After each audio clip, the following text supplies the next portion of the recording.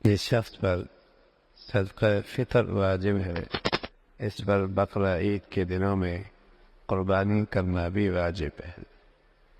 ایک شخص ہے جس پہ زکوٰۃ فرض نہیں، لیکن صدقہ فطر اس پہ واجب ہے، زکوٰۃ فرض نہیں، اس لیے کہ زکوٰۃ کے لیے پورے سال کا گزرنا ضروری ہے، اور صدقہ فطر کے لیے پورے سال کا گزرنا ضروری نہیں۔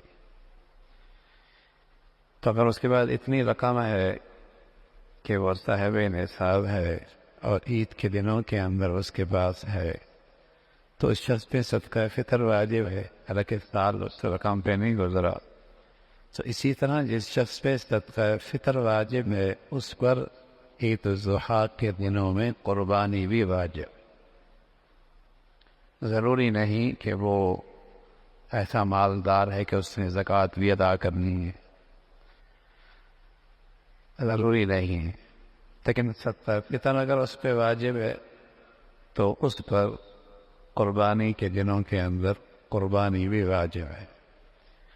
اور یہ وجوب گھر کے ایک فرد پر نہیں ہے۔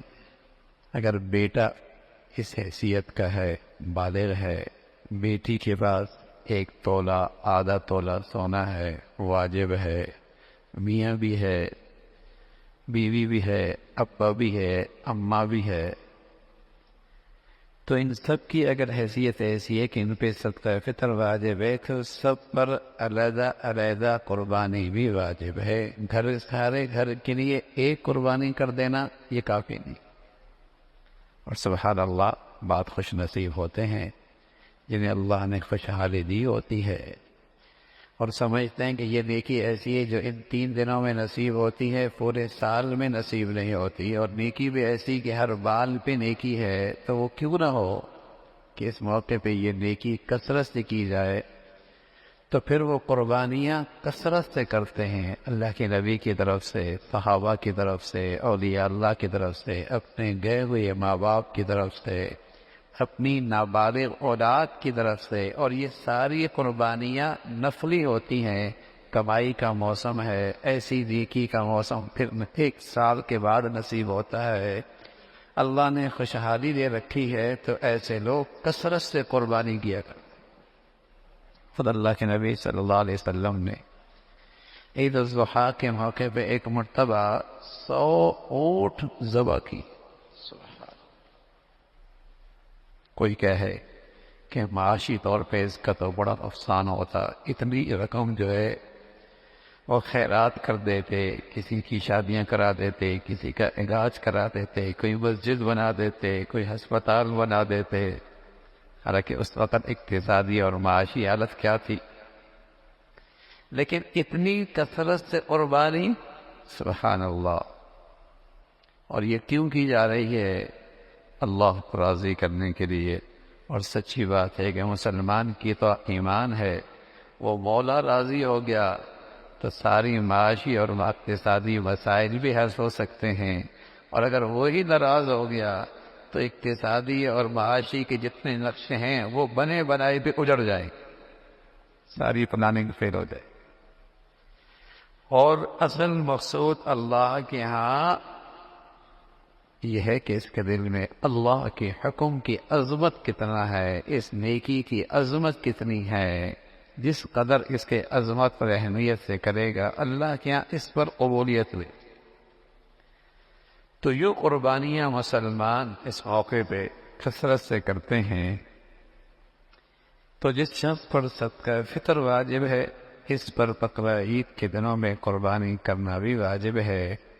اگر اتنا مال نہ ہو جس پر صدقہ فطر واجب ہوتا ہو تو اس پر قربانی واجب نہیں، لیکن پھر بھی اگر کر دے تو بڑی ثواب کی بات۔ میں نے عرض کیا، نابالغ اولاد کی طرف سے، بچی کی طرف سے، بچی کی طرف سے، ماں باپ دنیا سے چلے گئے ان کی طرف سے قربانی واجب نہیں ہے، سعادت مند اولاد کے پاس خوشحالی ہے ان کی طرف سے بھی کرتا ہے، ایصال ثواب انہیں ملتا ہے۔ خود اللہ کے نبی صلی اللہ علیہ وسلم نے اپنی امت کی طرف سے قربانی کی ہے، اور امت، سبحان اللہ، امت کا یہ فرد اپنے نبی سے محبت کا اظہار کرتا ہے، آپ علیہ الصلوۃ والسلام کی طرف سے قربانی کرتا ہے۔ کچھ قربانی تو گھر میں کر لیتا ہے، اور سبحان اللہ کچھ قربانیاں دور دراز علاقوں میں کرتا ہے، اور غریب اور ضرورت مند لوگوں تک اس کی گوشت بھی پہنچ جاتا ہے۔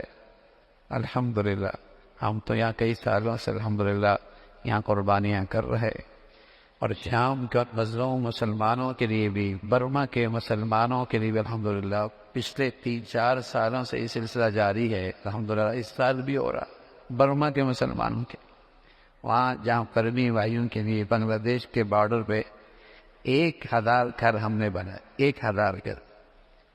وہاں گھر جو بنتے ہیں وہ لکڑیوں کے بنتے ہیں، تو 1000 گھر بنے۔ تو الحمدللہ پچھلے چند سالوں سے وہاں ان کے لیے قربانی بھی ہو رہی ہے ترکی اداروں کے واسطوں سے، اور شام میں تو الحمدللہ ترکی اداروں کے واسطے سے یہ سلسلہ چل ہی رہا ہے، جہاں بیوہ بھی ہیں اور یتیم بھی ہیں، اور سبحان اللہ اس سے اسلامی اخوت کا جو ایک رشتہ ہے، اس رشتے میں ایک خوشبو اور بہار بھی آتی ہے کہ کہاں کا مسلمان اور کہاں کے مسلمانوں کو یاد رکھ رہا۔ رشتہ کیا ہے؟ ایمان اسلام کا۔ تعلق کیا ہے؟ ایمان اسلام کا ہے۔ ان کا آپس میں یہ کون سی ایسی چیز ہے کہ ایک بر اعظم کا دوسرے بر اعظم نے، ایک ملک کا دوسرے ملک میں، یہ جو خدمت ہو رہی ہے کس بنیاد پر؟ ایمان اسلام کی بنیاد پر۔ تو یہی تو مسلمانوں کی شان تھی، یہی تو اخوت اور پیار تھا۔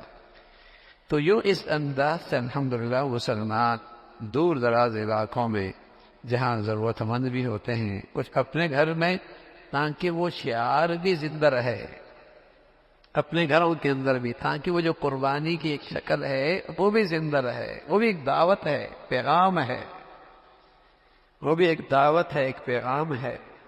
تو اپنے گھروں کے اندر بھی اس کا کچھ نہ کچھ انداز ہو۔ سبحان اللہ، یہ شکر ہے، یہ وطن عزیز ہے، ورنہ دنیا میں تو اب مسلمانوں کے ہاں بھی یہ شعار آہستہ آہستہ ختم ہوتا چلا جا رہا ہے، اور انہیں اس قربانی کی سعادت اپنی آنکھوں کے سامنے نصیب نہیں ہوتی۔ صفائی کے نام پر پتہ نہیں کن کن ناموں سے مسلمانوں کو ان دینی احکامات سے دور کیا جاتا ہے۔ ہم ابھی اشتہار دے رہے تھے تو ذرائع ابلاغ کی بہت ساری سائٹیں ہیں، انہوں نے اس اشتہاری کو ختم کر دیا۔ کیوں بھائی؟ اس لیے کہ ان کے نظر میں گوشت اور پھر ذبح ہونا اس سے انہیں خوف آتا، ان کی نظر میں یہ قربانی ہی صحیح نہیں ہے کفار کے ہاں کہ ایک جانور کو اس انداز سے ذبح کیا جائے، ہاں اس انداز میں ذبح کیا جائے۔ اور کتنی نئی قسم کی مخلوق ہے، اسے قربانی کا گوشت کھانے بھی نصیب نہیں ہوتا، عجیب سی آتی ہے خوشبو، یعنی قربانی کے دن کے اندر بھی وہ مرغی کھا رہا ہوتا ہے، وہ مرغی کھا رہا ہوتا ہے۔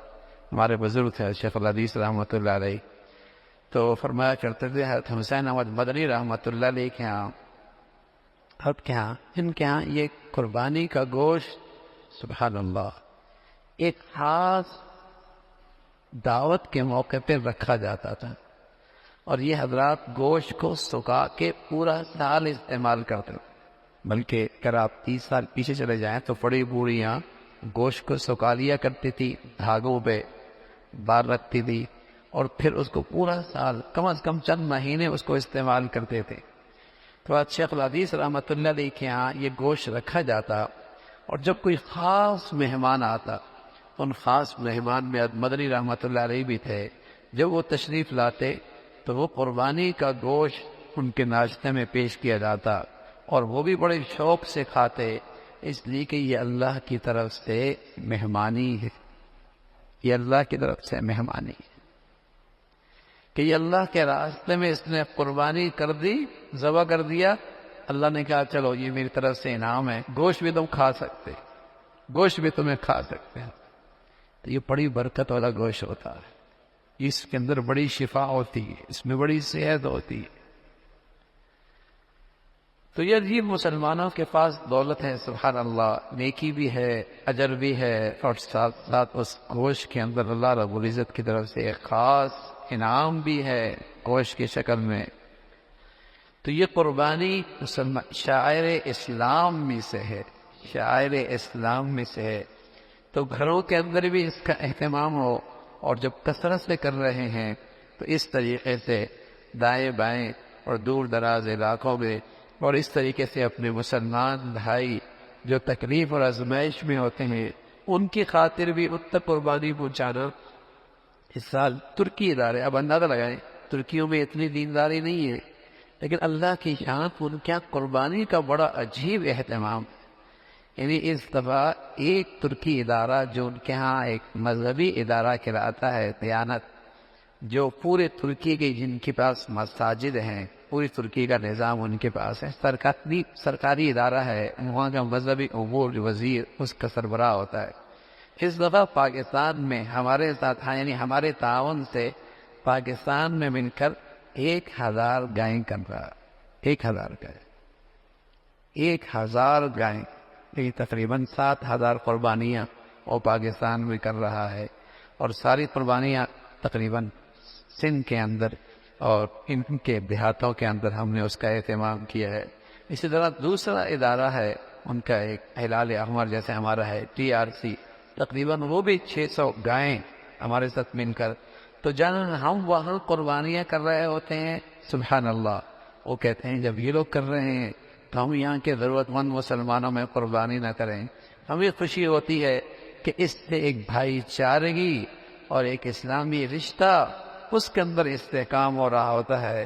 یہاں کے مسلمان وہاں کے مسلمانوں کی مدد کر رہے، وہاں کے مسلمان یہاں کے مسلمانوں کی مدد اور نصرت کر رہے، مسلمانوں کی قربانیاں بھی ہو رہی، اور الحمدللہ اس رشتے میں اور اس بھائی چارگی کے اندر بھی اضافہ ہو رہا ہوتا ہے. تو قربانی اس شخص پر واجب ہے جس شخص پر صدقہ فطر واجب ہے. اس پر بقرہ عید کے دنوں میں قربانی کرنا بھی واجب ہے. اگر اتنا مال نہ ہو کہ جس پر صدقہ فطر واجب ہوتا ہو تو اس پر قربانی بھی واجب نہیں، لیکن پھر بھی اگر کر دے تو بڑے ثواب کی بات ہے. اللہ رب العزت عمل کے توفیق نصیب فرمائے.